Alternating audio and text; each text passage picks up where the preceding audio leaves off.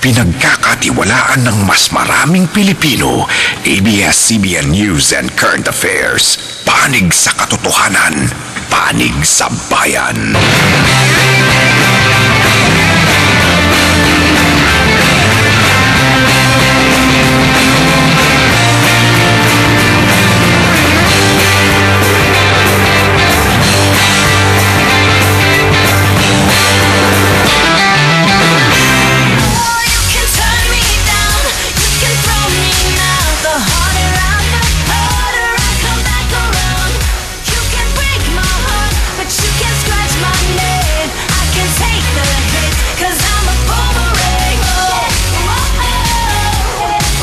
Petsa 29 sa Abril tuig 2013, mga kapamilya, bangon-bangon na. Ugdungan natong sugato ng adlawng Lunes, sugusa ka, maayong buntag, Mindanao. Medyo taas na, siyaring adlaw mga kapamilya, busa ay kalimot, daghan pataging buhaton para sa magsugod sa atong simana.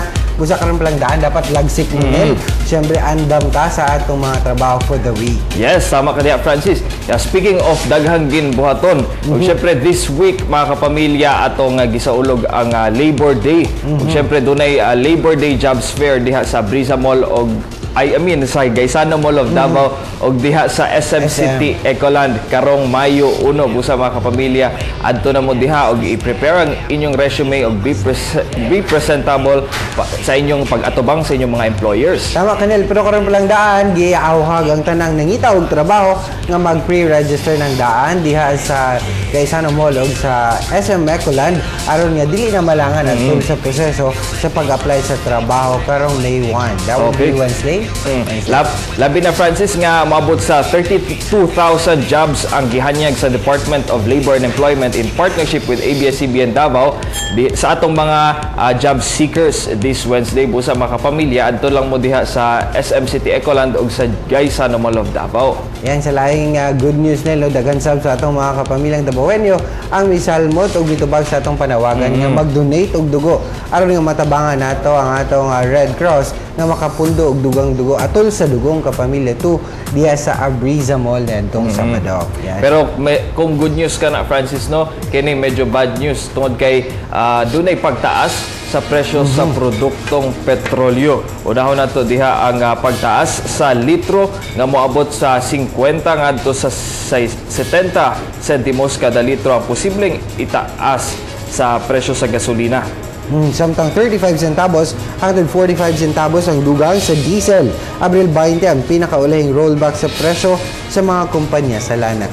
Okay, wala pa'y specific nga panahon kung kano sa ba magtaas ang presyo ni ini, pero ato pa lang ning ginalauman nga posible this week dunay pagtaas sa presyo sa produktong petrolyo. Pero hopefully dili na rin madugang kaya atong mga motorista syempre ginabantayan kini nga pagsaka sa produktong petrolyo kay bisag gamay lang ninil bugat na kini sa atong mga motorista labi na sa atong mga yanong driver. Pero mas importante mga kapamilya nga magdaginod sa paggamit sa gasolina o sa krudo para at least dili dako kayo ato ang gastuhon sa petrolyo.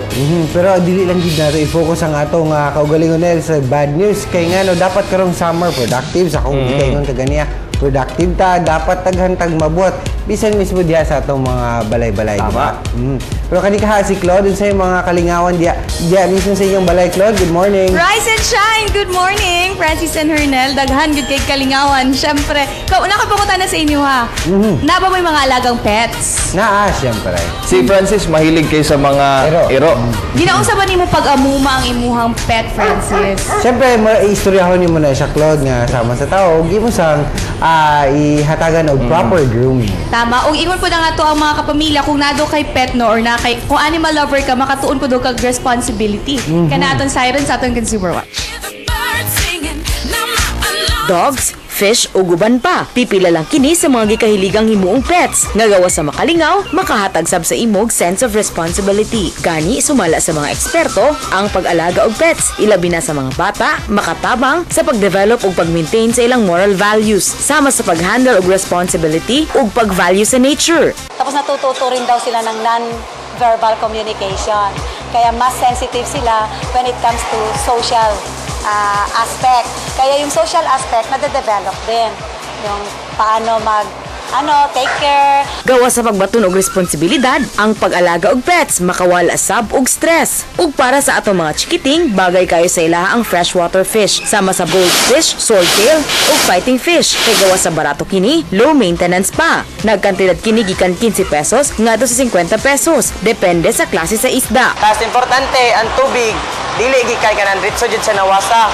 Kailangan kung mogamit ka tubig nga gikan sa nawasa, dapat may stock pa siya gisa ka adlaw para ang chlorine ma-dissolve. Ug para sa mga edaran na ug dunay mga experience sa pag-alaga og freshwater fish, na mga saltwater fish nga mas advanced ug complicated ang pag-alaga. Sanglit kinahanglan gyud niini ang tubig nga gikan sa dagat. Sama na lang sa clownfish. Ang mga saltwater fish nagkantidad gikan 50 to 300 pesos. Ug kung dili nimo gusto og mga aquatic animals, kay gusto nimo magunitan o mahagang imong pet, na ay mapalit nga mga puppies sama sa chow chow, mini pinscher ug dachshund. Ang maong mga puppies nagkantidad from 4,000 to 25,000 pesos depende sa breed ug papers niini. Nindot sab nga pet ang mga guinea pig nga tag 1,000 pesos ang isa, kay dali silang alagaan. Ug kung gusto ninyo og birds, ang lovebirds ang pinaka-safe alagaan nga mapalit sa 400 pesos ang pares. Ang pag-alaga og pets dili lang usa ka lingaw-lingaw o hobby, apan usa kini ka responsibilidad sa pag-maintain sa usa ka kinabuhi. Busa kung dunay tay pets at home, kinahanglan nga dili lang sila pakanon, apan ato sab silang higugmaon ug i-treat nga tinuod nga kapamilya.